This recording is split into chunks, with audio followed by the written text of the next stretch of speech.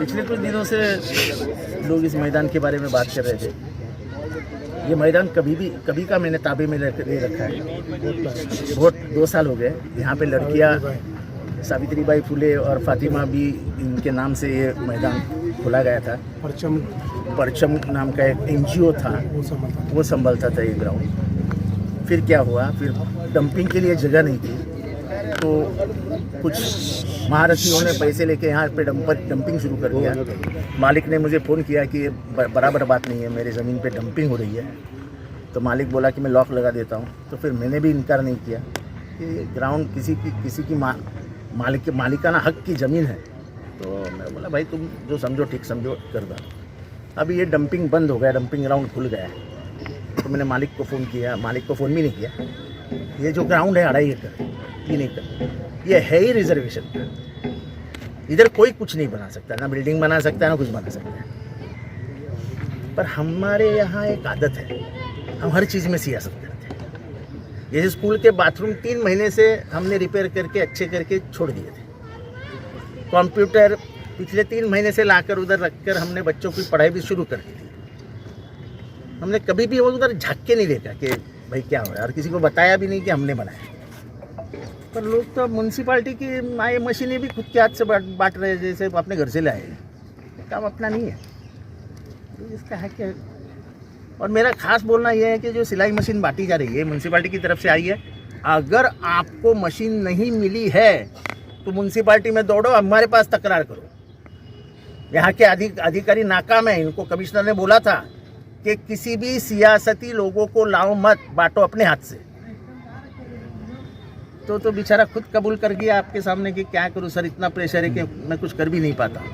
मैं भी अधिकारियों की समझ सकता हूं ये हालत क्या है।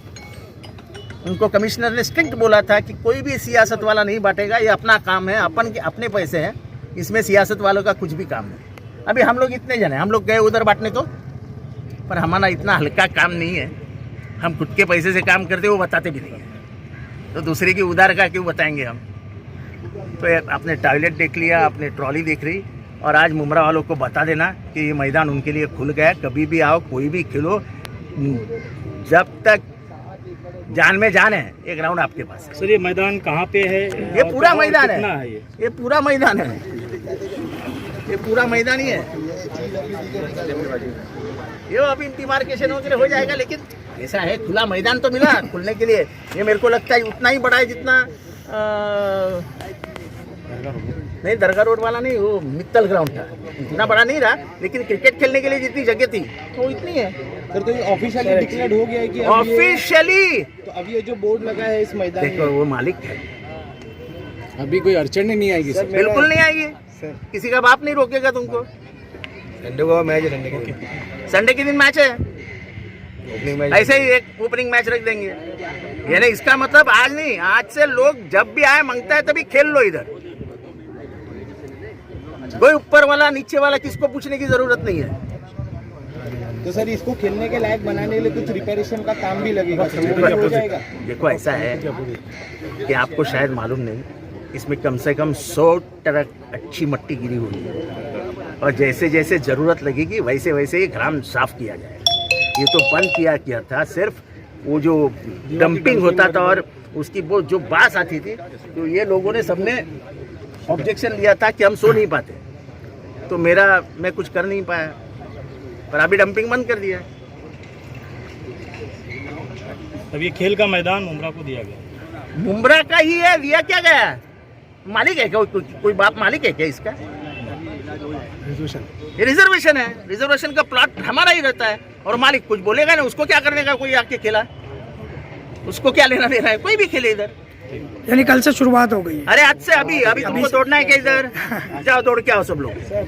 सर इस अपना ग्राउंड को लेकर विरोधियों को क्या कहेंगे? नहीं मैं किसी को कुछ कहता नहीं अभी इसके अरे नहीं बाबा, उनको जो बोलना है बोलने दो यार। मैंने कुछ किया ही नहीं 13-15 साल में। एक रास्ता नहीं बनाया, एक गटर नहीं बनाया, पानी नहीं लाया, लाइट नहीं लाया, कुछ नहीं लाया। मैं तो काम ही करता नहीं था। हमको तो मालूम है ना, तो मैं घर में सोया पड़ा रहता था, कभी कहता था पत्ते खेलता था।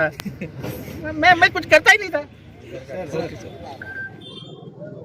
भाई इसके ताल्लुक से तो मैं ये बताऊंगा कि पहले तो जितेंद्र आव्हाड जो है वो हमेशा खोखली बातें करते रहे हैं। उन्होंने कभी मुमरा वालों को 1 इंच ज़मीन नहीं दी है।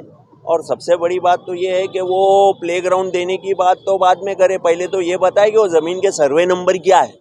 मैं अच्छी तरीके से जानता हूँ कि उधर रिजर्वेशन है और वो रिजर्वेशन जो है वो मौजे कौसा सर्वे नंबर 55, 56, 57 ये उसके सर्वे नंबर है।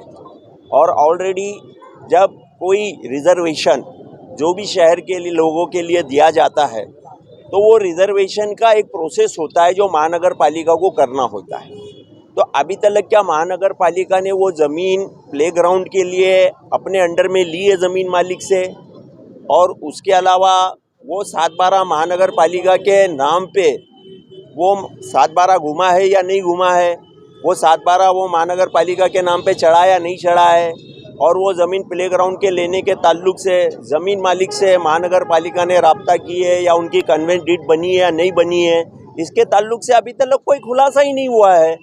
तो प्लेग्राउंड मिलने की बात तो तब आएगी ना कि जब ये सारी चीज़ों के ऊपर महानगर पालिका पूरा प्रोसेस करके वहाँ पे बोर्ड लगाए और ऐलानिया ये सारी चीज़ें जो है वो बाकायदा पेपर में छापे कि भाई मुमरा वालों को ठाणे महानगर पालिका की तरफ से जो है वो प्लेग्राउंड मिल गया है। ऐसी तो कोई बात दिखाई नहीं दे रही है। खाली ज़बानी बोलना ये बहुत आसान है। वो जितेंद्र आव्हाड हमेशा ज़बानी बोलते आए हैं। आने वाले 1 से 1.5 महीने में जो इलेक्शन है उसको देखते हुए तो ये कार्य नहीं किया गया है। भाई देखो, इलेक्शन के ताल्लुक से ही तो 15 साल से आज मुमरा वालों को गुमराह किया गया। मुमरा वालों को मिला क्या? मुमरा वालों ने तो भर भर के वोट दिए जितेंद्र आव्हाड को, लेकिन आज जितेंद्र आव्हाड इन्होंने मुमरा वालों को क्या दिया वो तो बताए। खाली वो गलियों की सड़कें बनी, नाले बने, घर में पानी मिल गया पीने के लिए और लाइट आ गई, इसको क्या विकास बोलते क्या? ये तो प्रॉपर सुविधा है, ये महानगर पालिका और लाइट विभाग से तो मिलते ही रहती है।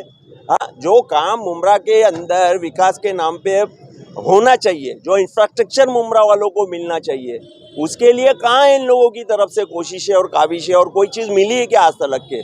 अभी आप देखो ना, कब्रिस्तान का मामला हमारा ख़राब हो चुका है। अभी 6 रिजर्वेशन जो है मित्तल के अंदर, उसका मामला हमारा अभी इतना ख़राब चल रहा है कि वो भी इन फ्यूचर मुमरा वालों को मिलेंगे कि नहीं मिलेंगे। तो इलेक्शन के ताल्लुक से तो हमेशा इन लोगों ने गुमराह किया और आज भी गुमराह कर रहे हैं और आगे भी गुमराह करते रहेंगे। सर, इस महीने में 2 कार्य उन्होंने किया है, एक शादी खाना दिया और एक प्लेग्राउंड। अरे भाई, शादी खाना का भी जो है ना वो हमारे एजुकेशन के लिए, हमारे मुमरा के बच्चों के एजुकेशन के लिए वो ज़मीन रिजर्वेशन है। सर्वे नंबर 36 कौसा मौजे कौसा सर्वे नंबर 36 वो रिजर्वेशन है स्कूल का। और वही रिजर्वेशन खराब करके अगर वहाँ पे शादी खाना आ रहा है तो इसमें मुमरा वालों का क्या फ़ायदा हो रहा है? उधर तो रिजर्वेशन का एजुकेशन के ताल्लुक से तो सबसे बड़ा नुकसान हो रहा है। और आज एजुकेशन की मुमरा वालों को इतनी ज़रूरत है कि सरकारी रिजर्वेशन के ऊपर सरकार की तरफ से वहाँ पे स्कूल बना के बच्चों को मिलेगी तो अल्हम्दुलिल्लाह गौर गरीब के बच्चे पढ़ेंगे। वो तो ये सब काम नहीं कर रहे हैं। अब शादी खाना अगर बनाना ही है तो मुमरा के अंदर बेशुमार प्लॉट खाली है महानगर पालिका के। मैं बताता हूँ, अगर किसी को ये सारी चीज़ों की जानकारी लेना है तो मेरे साथ चले, मैं स्पॉट सर्वे पे बताता हूँ कि ऐसी भी ज़मीनें पड़ी है कि जहाँ पे शादी खाना और दूसरी चीज़ें जो है वो मुमरा वालों को बना के मिल सकती है, तो वहाँ पे वो क्यों नहीं बनवा रहे? रिजर्वेशन ही खराब क्यों करना है आखिर? एक रिजर्वेशन स्कूल का जो बचा हुआ है उसको भी तुम खराब करना चाहते हैं। अभी वही स्कूल का रिजर्वेशन यहाँ पे घासवाला कंपाउंड के अंदर मौजे कौसा 146 नंबर सर्वे नंबर के ऊपर वो रिजर्वेशन था, वहाँ पे भी आपने स्कूल ना बनाते हुए एक गैर कानूनी तरीके से गार्डन बना दिया। तो ये मुमरा वालों के साथ में धोखा ही हो रहा है, उनकी तरफ से कोई फायदा नहीं हो रहा है। अब प्लेग्राउंड की जो आपने बात की और जो न्यूज़ के अंदर चल रही है बातें, तो प्लेग्राउंड का जो लीगल प्रोसेस है वो अभी तक हुआ कहाँ है?